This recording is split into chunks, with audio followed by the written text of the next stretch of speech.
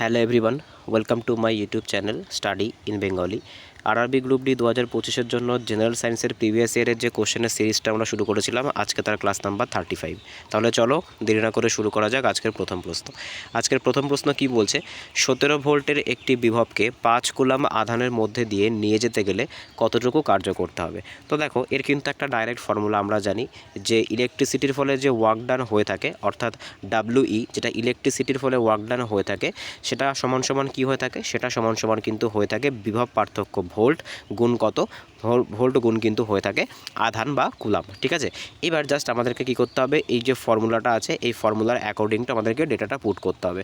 তো যদি আমরা ডেটাটাকে পুট করি তাহলে আমরা কি পাবো, আমরা কিন্তু পেয়ে যাবো যে ডাব্লিউ ইকুয়ালস টু ভি গুণ সি। এবার তোমাকে জাস্ট ডেটাগুলোকে পুট করতে হবে, ডেটাগুলোকে পুট করলে আমরা কত পাবো, 17 পাবো, আর এখানে গুণ পাবো 5। তো 5 17 85। ঠিক আছে, আর আমরা কি জানি, আমরা কিন্তু জানি যে কৃতকার্যের যে ইউনিট থাকে সেটা কিন্তু জুলে হয়ে থাকে, তাই 85 জুল কিন্তু আমাদের সঠিক অ্যান্সার হয়ে যাবে। ঠিক আছে, নেক্সট কোশ্চেন আমরা দেখে নেব। পরবর্তী কোশ্চেন কি বলেছে, আজকে 2 নাম্বার কোশ্চেন, আলট্রাফিকেশন কিসের সাথে সম্পর্কযুক্ত। দেখো এখানে একটা টার্ম দিয়েছে যে আলট্রাফিকেশন, এটা কিসের সাথে সম্পর্কযুক্ত। তো এখানে ব্যাক টু ব্যাক 4টে অপশান দিয়েছে, আমরা একবার অপশানগুলো দেখে নিই। রেচন বলেছে, পরিপাক বলেছে, শ্বসন বলেছে, আর হচ্ছে সংবহন বলেছে। প্রশ্নটা কি ছিল, প্রশ্নটা হচ্ছে আলট্রাফিকেশন কিসের সাথে সম্পর্কযুক্ত। এখানে আমি, তোমরা কোশ্চেনটা দেখতে পাচ্ছ না, এখানে আমি আবার লিখছি। তো দেখো আলট্রাফিকেশন, ঠিক আছে, আলট্রাফিকেশন কিসের সাথে সম্পর্কযুক্ত। তো মনে রাখবে আলট্রাফিকেশন কিন্তু রেচনের সাথে সম্পর্কযুক্ত। ঠিক আছে, রেচন যেটাকে কিন্তু ইংলিশে বলা হয়ে থাকে এক্সক্রিশন। ঠিক আছে, রেচন বা এক্সক্রিশনের সঙ্গে কিন্তু সম্পর্কযুক্ত এই আলট্রাফিকেশন শব্দটা। নেক্সট কোশ্চেন আমরা দেখে নেব। পরবর্তী কোশ্চেন কি বলেছে, আমাদের 3 নাম্বার কোশ্চেন, ডিএনএর কোন অংশে একটি প্রোটিনের সমস্ত তথ্য সঞ্চিত থাকে। ঠিক আছে, এক কথা এখানে বলতে চেয়েছে যে ডিএনএ থাকে আমাদের শরীরে, সেই ডিএনএর কোন অংশের ভেতরে আমাদের যে পূর্বপুরুষ থাকে বা আমাদের যে হেরিডিটি থাকে, অর্থাৎ পূর্বপুরুষের কাছ থেকে আমরা যে গুণাবলীগুলি পেয়ে থাকি সেগুলো কোথায় সঞ্চিত থাকে, ডিএনএর কোন অংশে সঞ্চিত থাকে। তো দেখো এখানে ব্যাক টু ব্যাক 4টে অপশান দিয়েছে। অপশানগুলো কি দিয়েছে আমরা একবার দেখে নিই। নিউক্লিয়াস দিয়েছে, নিউক্লিওলাস দিয়েছে, ক্রোমোজোম দিয়েছে, আর জিন দিয়েছে। তো আমরা সকলেই জানি, দেখো ডিএনএর মধ্যে অবস্থিত যে জিন, সেই জিনের মধ্যেই কিন্তু আমাদের যে বংশগতি সূত্রে প্রাপ্ত যে গুণাবলীগুলি হয়ে থাকে, অর্থাৎ এক কথায় বলতে পারি আমাদের যে হেরিডিটারি যে গুণগুলো থেকে থাকে সেগুলো কিন্তু সব কোথায় থাকে, সেগুলো কিন্তু ডিএনএর মধ্যে, জিনের মধ্যে কিন্তু আমরা দেখতে পাই। এইবার এই যে ডিএনএ আছে, এই ডিএনএর ফুল ফর্ম কি সেটা তোমরা আমাকে কমেন্টে জানাবে, এটা তোমাদের জন্য একটা HW থাকলো। নেক্সট কোশ্চেন আমরা দেখে নেব। পরবর্তী কোশ্চেন কি বলেছে, আজকে 4 নাম্বার কোশ্চেন, যে ভরবেগ সমান সমান কী হয়ে থাকে। ঠিক আছে, তো দেখো ভরবেগ সমান সমান কী হয়ে থাকে, এখানে 4টে অপশান দিয়েছে। কী কী অপশান আমরা একবার দেখে নিই। ভর ভাগ বেগ দিয়েছে, ভর গুণ বেগ দিয়েছে, ভর যোগ বেগ দিয়েছে, আর একটা কী দিয়েছে, আর কিন্তু দিয়েছে যে ভর বিয়োগ বেগ। তো দেখো আমরা যদি এখানে দেখি, দেখো ভর আছে আর কিন্তু বেগ আছে। ঠিক আছে, যদি আমরা ভরের সাথে বেগকে গুণ করি, ঠিক আছে, ভরের সাথে যদি আমরা বেগকে গুণ করি সেক্ষেত্রে কিন্তু আমরা ভরবেগ পাবো। তাই সঠিক অ্যান্সার কী হবে, সঠিক অ্যান্সার কিন্তু হয়ে যাবে ভরবেগ। এবার দেখো ভরবেগকে কী দিয়ে প্রকাশ করা হয়, ভর মানে কিন্তু হয়ে থাকে এম। ঠিক আছে, তো এম মানে এম ফর মাস। ঠিক আছে, মাস মানে কী থাকে, মাস মানে কী হয়ে থাকে আমরা সকলে জানি, মাস মানে কিন্তু হয়ে থাকে ভর। আর বেগ মানে কি, বেগ মানে কিন্তু হয়ে যাচ্ছে ভেলোসিটি। ঠিক আছে, ভেলোসিটিকে কী দিয়ে প্রকাশ করা হয়, ভি দিয়ে প্রকাশ করা হয়ে থাকে। তাই আমরা ভরবেগের যে ইউনিট সেটা আমরা কি বলতে পারি, ভরবেগের ইউনিটকে কিন্তু আমরা বলতে পারি এম গুণ ভি, বা এমভিও কিন্তু এটাকে বলা হয়ে থাকে। নেক্সট কোশ্চেন আমরা দেখে নেব। পরবর্তী কোশ্চেন কি বলেছে, আজকের 5 নাম্বার কোশ্চেন, পুরুষ হরমোন টেস্টোস্টেরন কোথা থেকে নিঃসৃত হয়। দেখো আমাদের যে পুরুষ হরমোন থেকে থাকে টেস্টোস্টেরন, যেটা কিন্তু পুরুষের যৌনতা বলো বা পুরুষের বয়ঃসন্ধিকালে যে পরিবর্তনগুলো হয়ে থাকে, যেরকম মনে করো গায়ের লোম বৃদ্ধি পাওয়া বা তোমার হচ্ছে গলার স্বর ভারী হয়ে যাওয়া, এই সমস্ত সব কিছুর জন্যই কিন্তু এই যে টেস্টোস্টেরন হরমোনটা দায়ী। এইবার প্রশ্ন করেছে যে পুরুষের এই যে টেস্টোস্টেরন হরমোনটা আছে সেটা কোথা থেকে নিঃসৃত হয়। ঠিক আছে, দেখো এখানে ব্যাক টু ব্যাক 4টে অপশান দিয়েছে। কী কী দিয়েছে, শুক্রাণু দিয়েছে, শুক্রাশয় দিয়েছে, শুক্রনালী দিয়েছে, আর প্রোস্টেট গ্রন্থি দিয়েছে। তো মনে রাখবে পুরুষের যে টেস্টোস্টেরন হরমোনটা থাকে সেটা কিন্তু শুক্রাশয়ের মধ্যে বা টেস্টিস, যেটাকে কিন্তু ইংলিশে বলা হয়ে থাকে টেস্টিস, বা শুক্রাশয় বা টেস্টিসের মধ্যে কিন্তু এই যে আমাদের যে টেস্টোস্টেরন হরমোনটা সেটা কিন্তু সঞ্চিত থাকে, যেটা কিন্তু শুক্রনালীর মাধ্যমে শুক্রাশয় থেকে বাইরে বেরিয়ে আসে। ঠিক আছে, নেক্সট কোশ্চেন আমরা দেখে নেব। পরবর্তী কোশ্চেন কি বলেছে, আজকে 6 নাম্বার কোশ্চেন, টেরিডোফাইটার ড্যাশ থাকে না। ঠিক আছে, তো দেখো এখানে ব্যাক টু ব্যাক 4টে অপশান দিয়েছে, কী কী থাকে না। দেখো সবার প্রথমে তোমাকে টেরিডোফাইটা সম্পর্কে বলে রাখি। টেরিডোফাইটা গোত্রের যে উদ্ভিদগুলো আছে এরা কিন্তু সবার প্রথমে এদের বৈশিষ্ট্যটা কী হয়ে থাকে, তো মনে রাখবে টেরিডোফাইটা গোত্রের যে উদ্ভিদগুলো হয়ে থাকে এরা কিন্তু অপুষ্পাক হয়ে থাকে। আর এদের কিন্তু যতগুলো অপুষ্পাক উদ্ভিদ আছে তাদের মধ্যে কিন্তু এই যে টেরিডোফাইটা গোত্রের যে উদ্ভিদটা আছে এরা কিন্তু কেমন হয়ে থাকে, এরা কিন্তু এদের যে মূল কাণ্ড পাতা থেকে থাকে সেটা কিন্তু সুস্পষ্ট হয়ে থাকে। ঠিক আছে, মূল কাণ্ড পাতা কিন্তু এদের সুস্পষ্ট হয়ে থাকে। এবার তোমাকে কোশ্চেন করেছে যে টেরিডোফাইটার মধ্যে কোনটা থাকে না, তো আমরা একবার অপশানগুলো দেখে নিই। দেখো টেরিডোফাইটার মধ্যে আমরা কি জানলাম, ডাটা। ঠিক আছে, এখানে ডাটা মানে কিন্তু আমরা ব্রাঞ্চ বলতে পারবো। ঠিক আছে, ব্রাঞ্চ মানে কি, তুমি এখানে এটাকে কাণ্ডও বলতে পারো। ঠিক আছে, তো আমরা একটু আগে জানলাম যে টেরিডোফাইটার কিন্তু ডাটা বা কাণ্ড থাকে, শিকড়ও থাকে আর পাতা কিন্তু থাকে। কিন্তু টেরিডোফাইটার কিন্তু যেটা থাকে না সেটা কিন্তু ফুল। তার কারণ কি, টেরিডোফাইটা গোত্রের যে উদ্ভিদগুলো হয়ে থাকে তারা কিন্তু অপুষ্পাক হয়ে থাকে। আর একটা টেরিডোফাইটা গোত্রের উদ্ভিদের নাম তোমরা আমাকে কমেন্টে জানাবে, এটা তোমাদের জন্য আজকের HW নাম্বার 2। ঠিক আছে, যে টেরিডোফাইটা গোত্রের একটি উদ্ভিদের নাম তোমরা আমাকে কমেন্টে জানাবে। নেক্সট কোশ্চেন আমরা দেখে নেব, পরবর্তী কোশ্চেন কি বলেছে। আজকে 7 নাম্বার কোশ্চেন, ড্যাশ সালোক সংশ্লেষের জন্য প্রয়োজনীয় নয়। ঠিক আছে, আমরা সকলেই জানি, দেখো সালোক সংশ্লেষ যে পদ্ধতিটা আছে এই পদ্ধতিতে গাছ কি করে থাকে, এই পদ্ধতিতে কিন্তু গাছ তোমার হচ্ছে সূর্যালোকের উপস্থিতি থেকে বাতাস থেকে কার্বন ডাইঅক্সাইডকে টেনে নেয় আর মাটি থেকে শিকড়ের মাধ্যমে নিয়ে আসা জলকে কিন্তু একসাথে কাজে লাগিয়ে গাছ কিন্তু খাদ্য তৈরি করে। ঠিক আছে, গাছ কেমন খাদ্য তৈরি করে, গাছ কিন্তু স্টার্চ বা শর্করা জাতীয় খাদ্য কিন্তু তৈরি করে থাকে।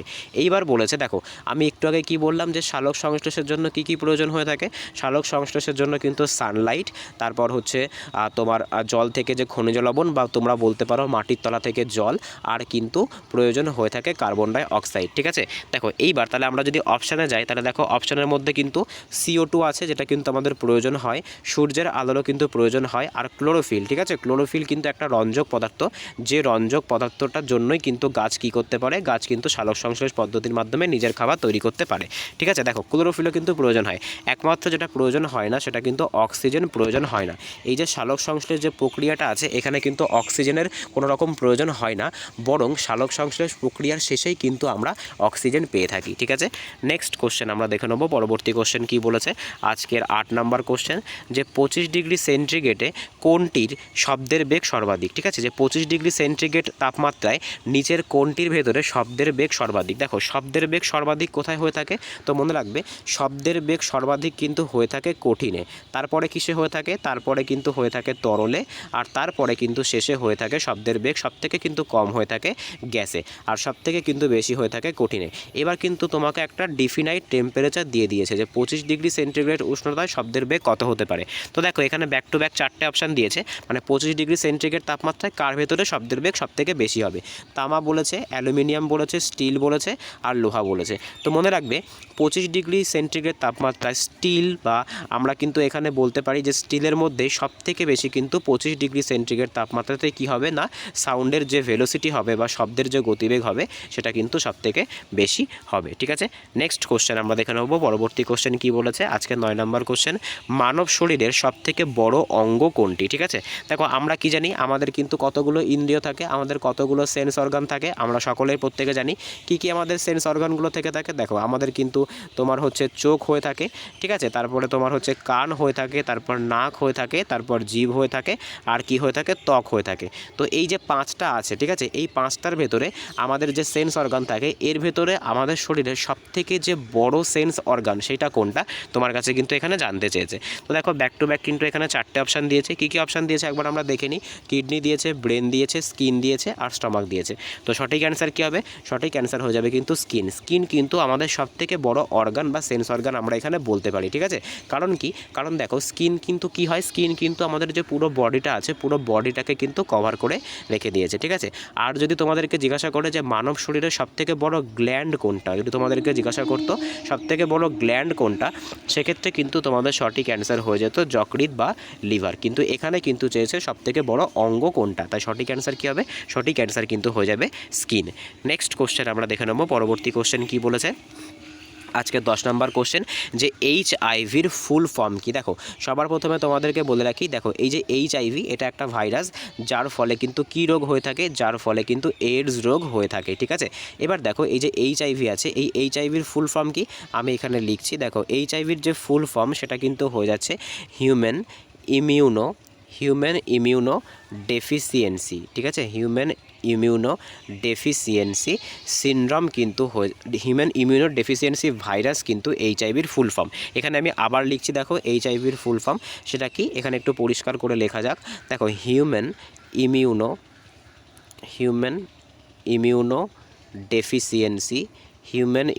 ডেফিসিয়েন্সি ভাইরাস, এটা কি, এটা কিন্তু এই যে এইচআইভি ভাইরাসের ফুল ফর্ম। আর এই এইচআইভির ফলে কোন রোগ হয়ে থাকে, তো মনে রাখবে এই যে এইচআইভির ফলে কিন্তু এইডস রোগ হয়ে থাকে। এইবার এই যে এইডস রোগ আছে, এই এইডস রোগের যে ফুল ফর্ম সেটা তোমরা আমাকে কমেন্টে জানাবে।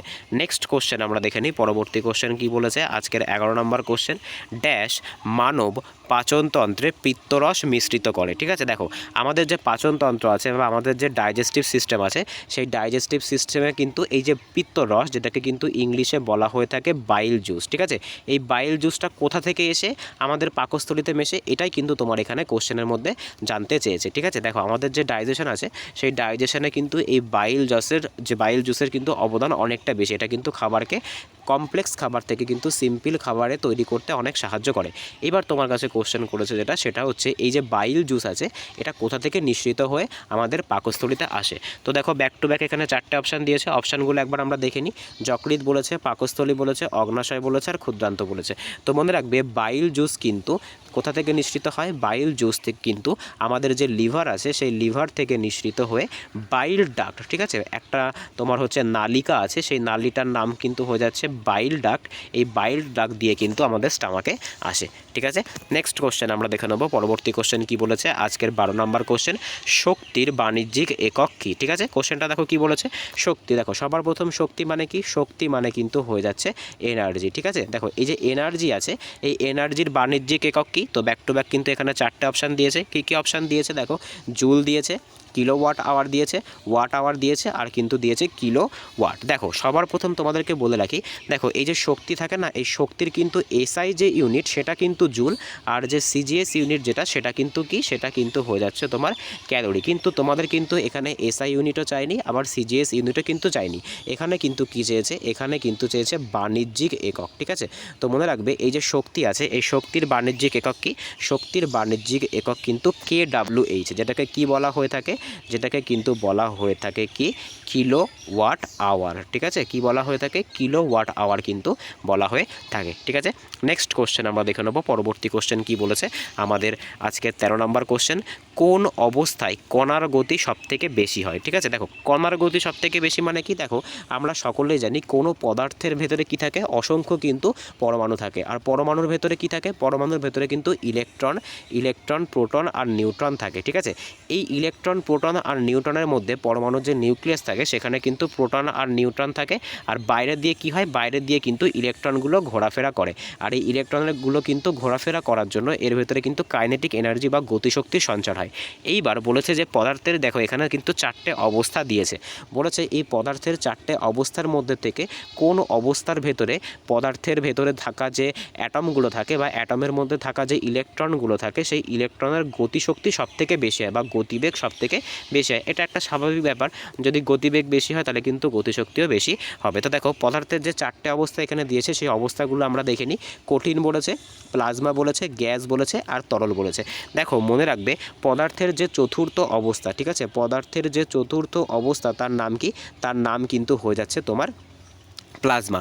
আর এই প্লাজমার মধ্যেই কিন্তু পদার্থের যে কণাগুলো হয়ে থাকে, এক কথায় আমরা বলতে পারি ইলেকট্রনের গতিবেগ বেশি হয়, আর সেই কারণের জন্যই কিন্তু গতিশক্তি বেশি হয়ে থাকে। এই কারণের জন্যই কিন্তু সূর্যের এত গতি আমরা পাই, কারণ সূর্যের মধ্যে কিন্তু প্লাজমা ভর্তি থাকে।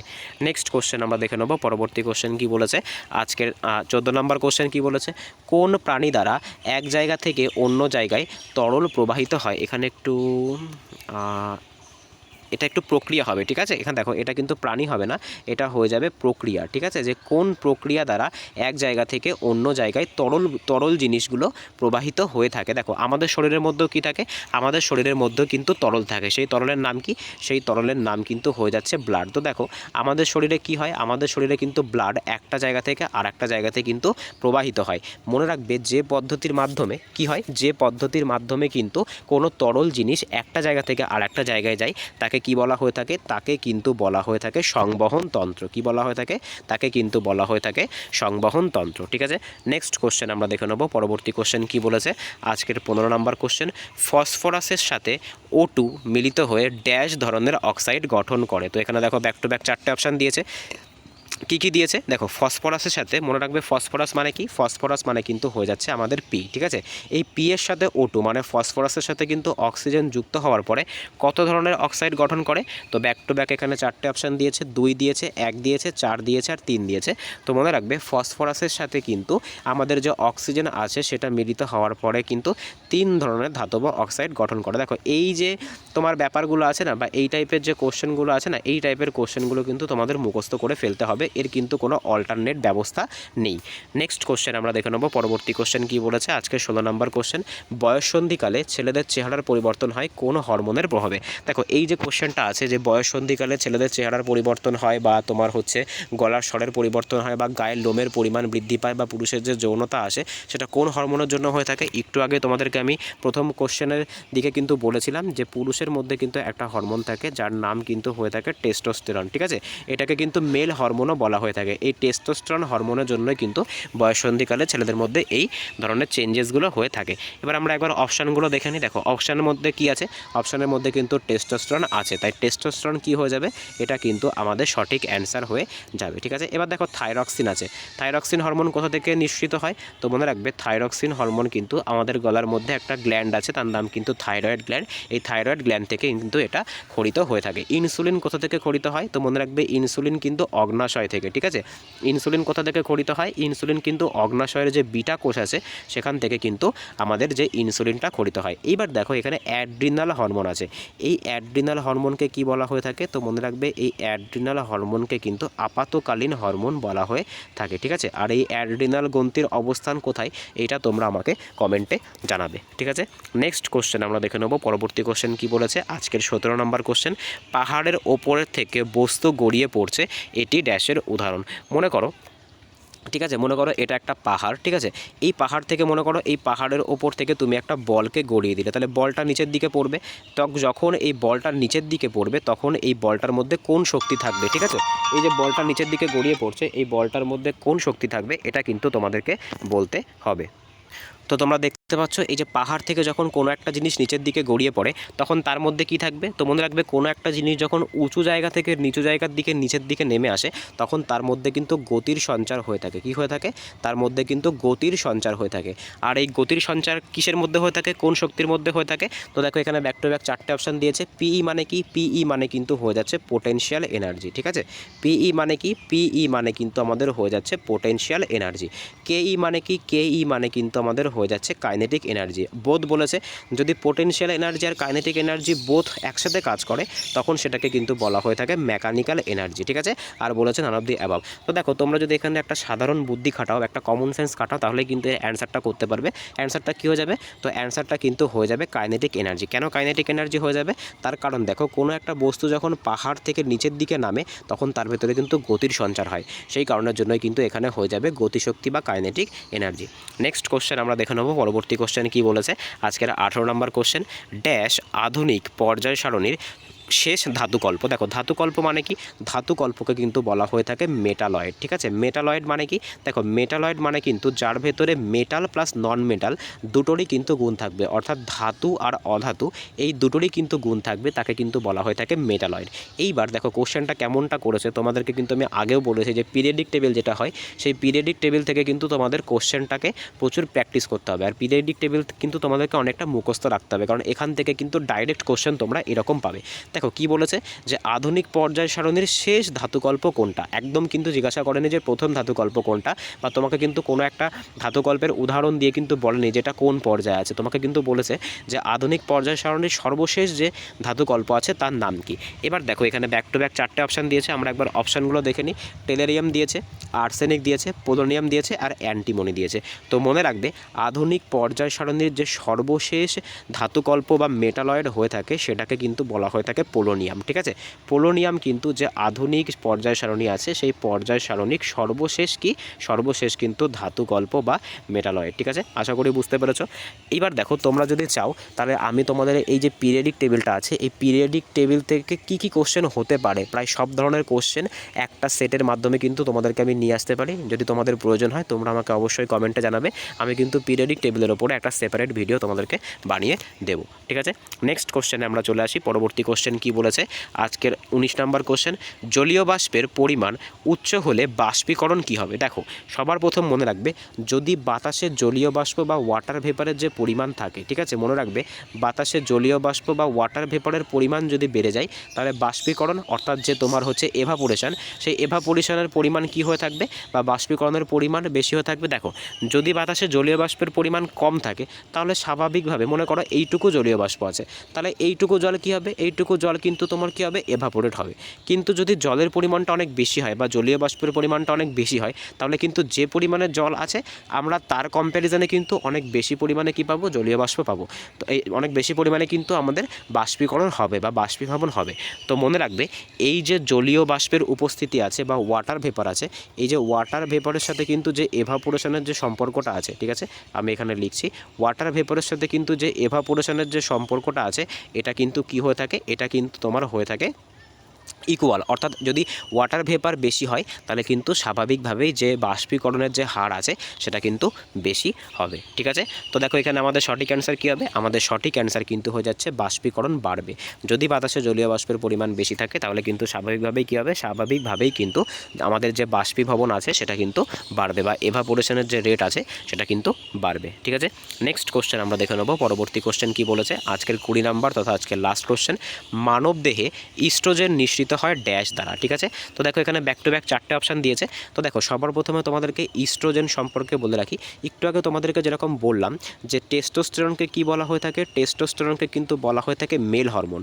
ঠিক সেরকম করে এই যে ইস্ট্রোজেন আছে এটাকে কিন্তু বলা হয়ে থাকে ফিমেল হরমোন। ঠিক আছে, অর্থাৎ মাতৃত্বকালীন সময়ে বা তোমার হচ্ছে মেয়েদের যখন মানে কোনো রকম দেহের ভেতরে যে পরিবর্তন হয় বা যৌনতা টাইপের যে পরিবর্তনগুলো হয় সেগুলো কিন্তু এই যে ইস্ট্রোজেন হরমোন দ্বারাই কি হয়ে থাকে, নিয়ন্ত্রিত হয়ে থাকে।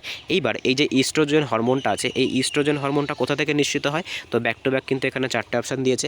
জরায়ু দিয়েছে বা যেটাকে কিন্তু বলা হয়ে থাকে ইউটেরাস, তারপরে গলদেশ দিয়েছে, ডিম্বাশয় দিয়েছে আর কিন্তু ডিম্বনালী দিয়েছে। ঠিক আছে, এখানে গলদেশ মানে কি বোঝাতে চেয়েছে, এখানে গলদেশ মানে কিন্তু যে থাইরয়েড গ্ল্যান্ড আছে সেই থাইরয়েড গ্ল্যান্ডের কথা বোঝাতে চেয়েছে। তো মনে রাখবে আমাদের যে মেয়েদের যে ইস্ট্রোজেন যে হরমোনটা আছে সেটা কিন্তু ডিম্বাশয় থেকে নিঃসৃত হয়ে থাকে। ঠিক যেরকম করে ছেলেদের শুক্রাশয় থেকে টেস্টিস হরমোন নিঃসৃত হয়ে থাকে ঠিক সেরকম করে কিন্তু মেয়েদের যে ডিম্বাশয় থাকে সেখান থেকে কিন্তু ইস্ট্রোজেন নামক এই হরমোনটা নিঃসৃত হয়ে থাকে। ঠিক আছে, তো আজকে এই অবধি ছিল। যদি ভিডিওটা ভালো লেগে থাকে তাহলে অবশ্যই চ্যানেলটাকে সাবস্ক্রাইব করো, পাশে থাকা বেল আইকনটিকে প্রেস করে রেখো যাতে ভিডিও ছাড়লে সবার প্রথম নোটিফিকেশান তোমাদের কাছে পৌঁছায়। এর আগে কিন্তু আমাদের আরও 34টা ক্লাস হয়ে গেছে, যারা এখনও পর্যন্ত দেখোনি আর ডিসক্রিপশনে প্লেলিস্টের লিঙ্ক থাকবে সেখান থেকে চাইলে দেখে নিতে পারো। এছাড়া কিন্তু এই যে পিডিএফটা আছে এই পিডিএফটা তোমরা যদি নিতে চাও তাহলে কিন্তু তোমাদেরকে টেলিগ্রাম চ্যানেলে যুক্ত হতে হবে, সেখানে কিন্তু প্রত্যেক দিন ফ্রি পিডিএফগুলোকে কিন্তু প্রোভাইড করা হয়ে থাকে। ঠিক আছে, টেলিগ্রামে যুক্ত হওয়ার লিঙ্ক কিন্তু তোমাদের ডেসক্রিপশনে দেওয়া থাকে। তো দেখা হচ্ছে পরের ভিডিওতে, বাই।